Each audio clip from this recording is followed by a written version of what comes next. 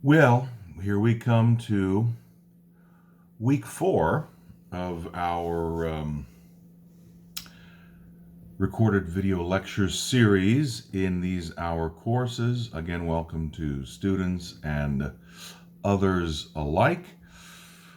Just a brief recap on the last couple of lecture series, that is regarding ancient Rome and religion, and of course the Christian New Testament.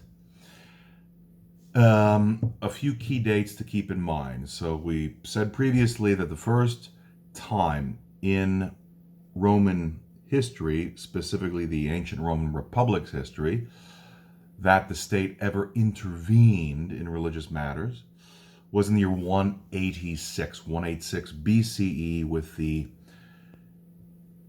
condemnation of the Bacchanalia, making the particular religious cult of Bacchus / in Greek Dionysos, an illegal religion.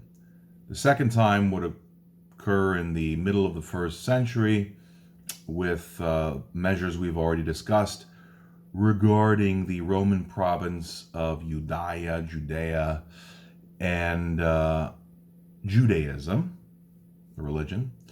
The third time, the year 81, also first century, late first century, 81 CE rather, when the Roman state under its emperor Domitian, Domitan, Domitian, declared the cult of the Christians to be an illegal religion.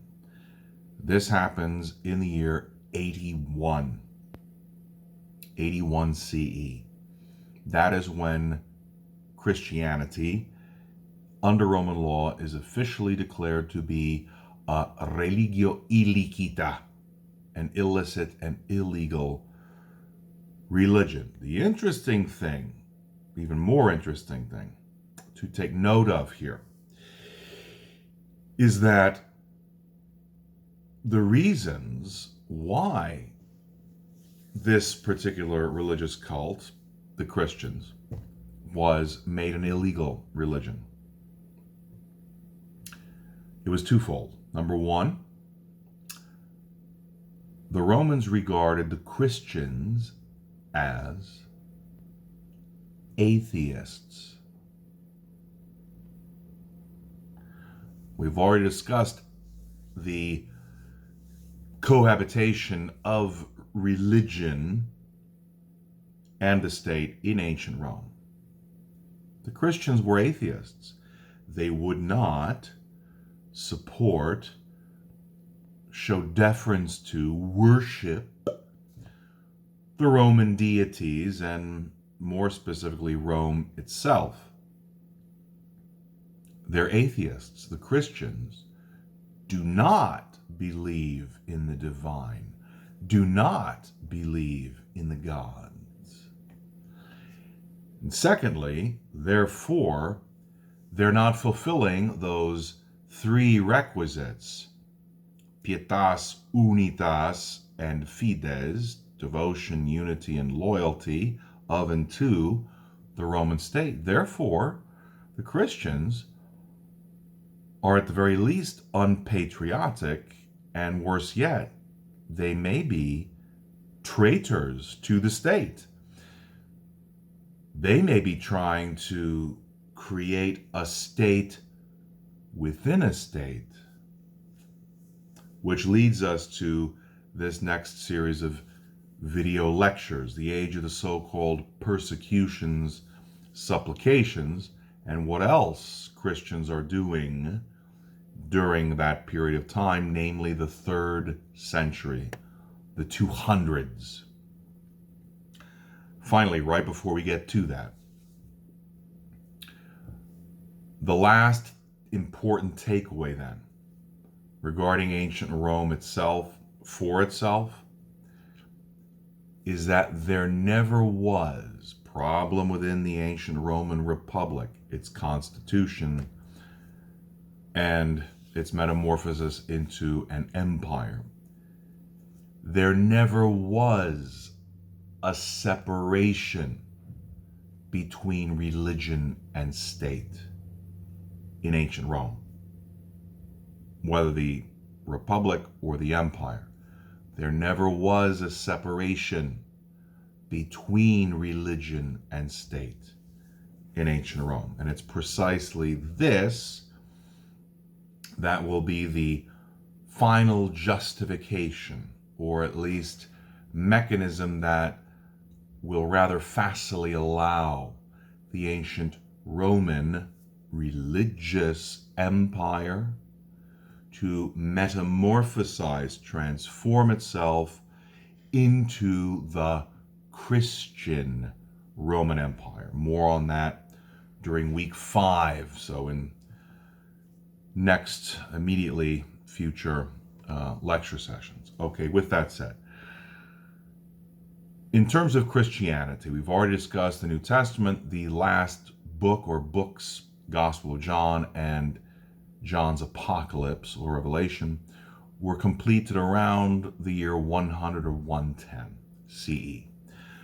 The next century, the 2nd century, in terms of a written record and even archaeological record, there is very little that we have extant, anyway, of what Christianity are or is doing. We have some, and actually the few that we have are rather significant, but that's for a later discussion as well. In any event, the 2nd century, notwithstanding that, so archaeologically we have very interesting excavations here in the city of Rome. For example, beneath St. Peter's Basilica of an ancient Roman acropolis, and what the Catholic Church, in any event, believes to be the tomb and remains of Simon Peter, St. Peter, as well as a few, very few, less than one hand, authors like Justin Martyr, who was a Christian thinker here in Rome in the middle of the 2nd century, about the year 150, who purportedly and famously had a school just across the street from the Flavian Amphitheater, aka the Colosseum, here in the city center of Rome. In any event, the 2nd century, for all intents and purposes, is a bit empty. Not to say that there was not anything going on, because that would seem to be quite the contrary. But in terms of written or even archaeological records, there's scant, extant evidence that we have of that. Things really heat up in terms of both the written and archaeological record. Things really heat up at the very beginning of the 3rd century. And 3rd century is famous in Roman history and early Christian history for 2 reasons. Ancient Roman history, because the 3rd century is characterized by ancient Roman historians today as the 3rd century crisis. That is, when did the beginning of the collapse of Rome, the ancient Roman Empire, when did it begin?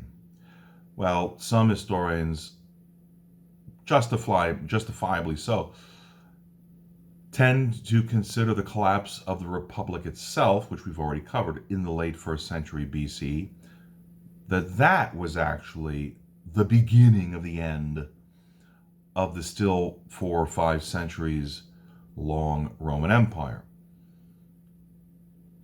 Most historians accurately, and at least for purposes of convenience, look to the 3rd century, the 200s, as the beginning.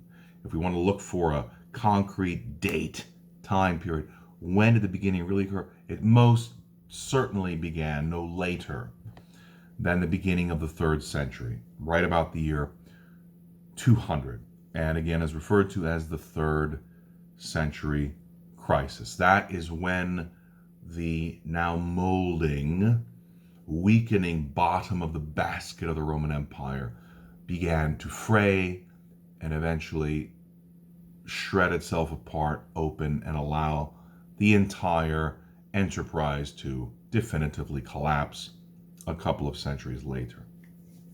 So that's the 3rd century crisis.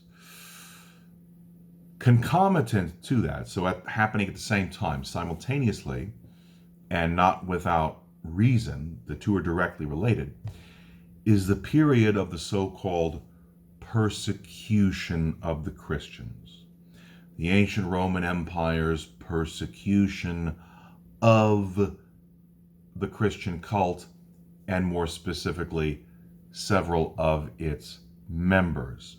Again, these two go hand in hand for reasons we are about to briefly discuss. So back to the 3rd century crisis per se, the beginning of the collapse of the Roman Empire.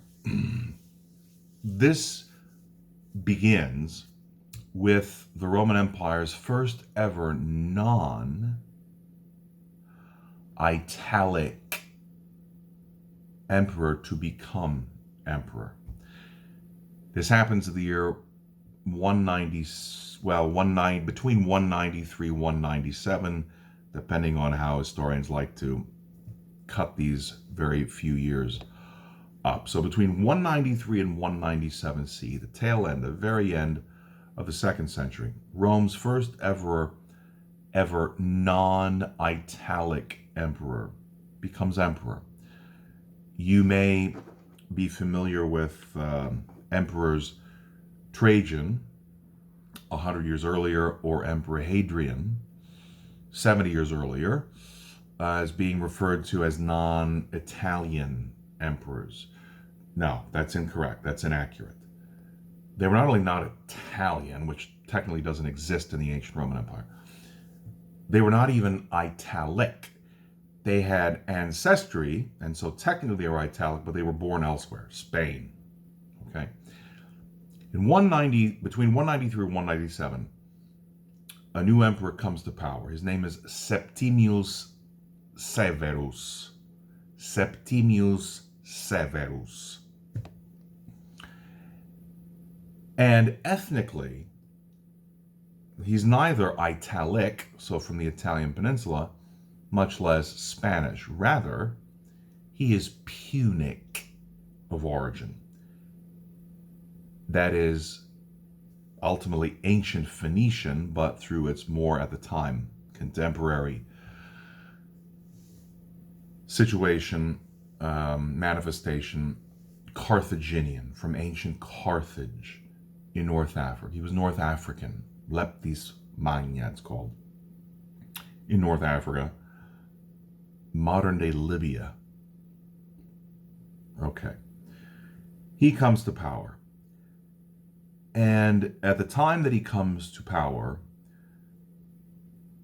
the situation in the Roman Empire, economically, politically, and consequently religiously, if we think back to our paradigms, is experiencing a great deal of strain and tension.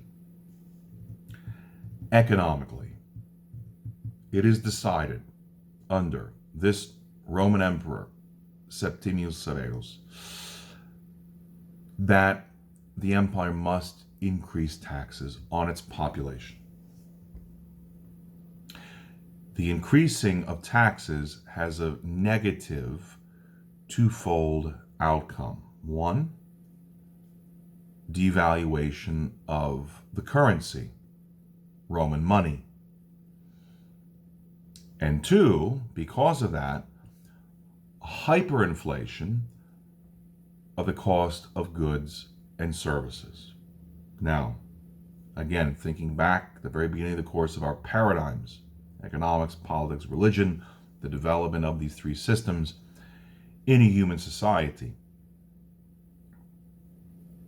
Why the increase in taxes in the first place? Well, of course, because the bureaucratic state system and its growing number of state employees favoring a state financial economic model instead of a private free market model, needed a justification for this.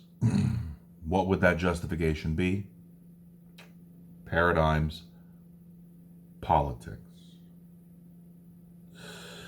It is also true that at the end of the 2nd century, famously, the Roman Emperor Marcus Aurelius, those who have seen the movie Gladiator with the Australian actor Russell Crowe, the very beginning of the movie is the beginning of this moment. That is, the Roman legions are fighting off a group of so-called barbarian tribes along the Danube River Valley, more or less modern-day Vienna in Austria. And the problem at this point, by the end of the 2nd century, the beginning of the 3rd century, exists along many portions of the Roman Empire's limits in Central and Northern Europe.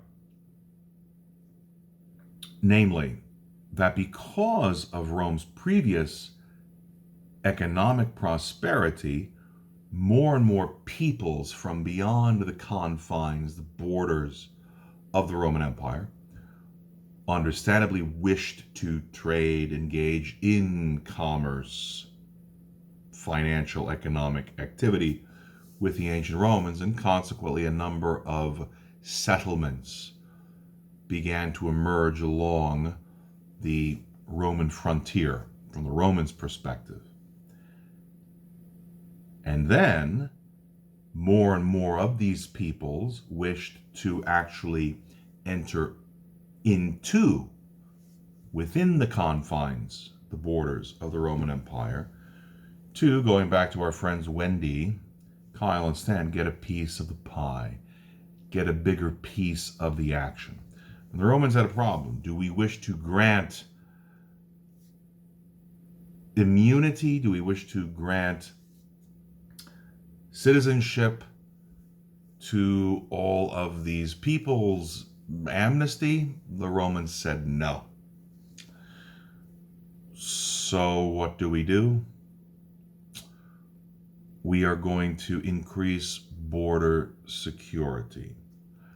That may come in the form of a physical wall, or that may come in the form, more often than not, and necessarily, either way, of increasing our military, our policing presence, military expenditure.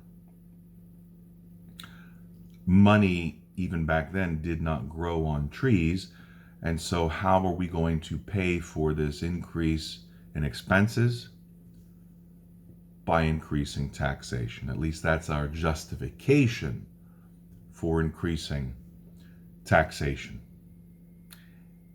Moreover, our justification for doing this is not only to protect our borders, but to protect our own economic, financial, agricultural, commercial interests. Finally, the 2nd and 3rd centuries throughout the Roman Empire were at the time already famous for being replete with disease, plague, contagion. And in the end, history would prove that these measures, they never really worked. They may have worked for a while, a century or so, but in the end, they never were successful in terms of the original intent. That is, preserving intact Rome, empire, republic, whatever, and would lead to the eventual collapse a couple of centuries later of ancient Rome, or at least the Western Roman Empire. Thirdly, thinking back to our paradigms we discussed, economics, politics, and religion. How do we incite? How do we motivate the general populace to go along with this? With some of that old-time religion. We need a religious revival, a spiritual awakening. Romans have lost their way. That's why we have these increasing migrational, so-called barbarian incursions. That's why our economy is collapsing. That's why we now have disease all over the place. At least that's what many think and promote and propagandize throughout the Roman Empire. What's the reason for that? We have lost our way with the gods. We've lost our way with the divine. And therefore, we need to get back to getting right with God, or the gods. Religio, religion. And consequently, Emperor Septimius Severus, in the year 197, between 197 and 200, will inaugurate what forever after, from the Christian perspective, will be remembered as the age of the persecutions. This is the stuff that makes all those Hollywood movies like Ben-Hur, Quo Vadis, etc. famous, right? The age of the persecutions, the Roman persecutions against the Christians. First of all, it is urban legend and myth to think that for centuries, the ancient Romans were constantly on the prowl, legionaries on the prowl with their lances and spears, hunting down Christians. No, that did not happen. Number two, the age of these persecutions, so-called again from the Christian perspective, occurred only roughly about a century formally. To make it simple for right now, the year 200 to the year 300. 1 century, that's it. The year 200, again, over 150 years after the life and times of Jesus of Nazareth, or Jesus Christ, from which the Romans would give this group of people the term Christians, followers of Christus, or Christ. Christians, by the way, it was the ancient Romans already around the year 100 under the Emperor Trajan that would give the Christians the name Christians. The Christians did not call themselves that. Okay. So this age of so-called persecutions lasts only about a century, the 3rd century, during Rome's 3rd century crisis. Thirdly, we're not talking about a lot of people who would wind up being, relatively speaking, who would wind up being tortured, imprisoned, enslaved, exiled, or ultimately executed under the ancient Roman authorities during this century-long period. In total, in terms of the written record that we have and archaeological evidence,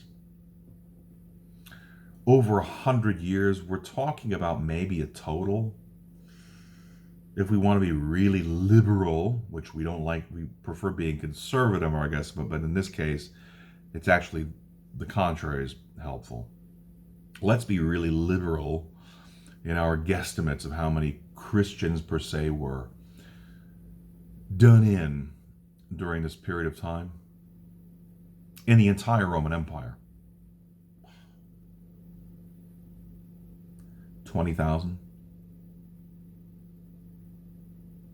20,000? Let's say 30,000. 30,000. Over a span of 100 years, out of a population of over 70 million inhabitants. Now, one person is one too many, for what I hope today are kind of obvious reasons, but just relatively speaking, if you want to be very blunt, number crunch, that's not exactly a huge swath of the population. And if Christianity were seen as so dangerous, then why would not more of them been executed? Well, that could be for reasons we're going to come to very shortly. But before we do, just to sort of finish this section then, from the Romans' perspective, these were not persecutions. Rather, the Romans called them supplications. The Latin term supplicatio, to supplicate someone, to ask someone. To ask whom? To ask the gods. For what? For divine favor on Rome. And it's motivated, get this, by a sentiment of religious revival, of spirituality, of reconciling ourselves with the divine, with the gods. The Christians were problematic because, as stated earlier, they did not believe in the Roman gods. Therefore, they were atheists, non-believers. And secondly, because they were atheists, they were consequently traitors to the state. They were not patriotic to the SPQR. With that said, that then leads us to two major sections in this particular lecture session series here. Again, week 4, if you're following the outlines and worksheets, Rome's 3rd century crisis, and what happens both among Christians, among Romans at the time, and the intermingling, the interaction between both of these realities.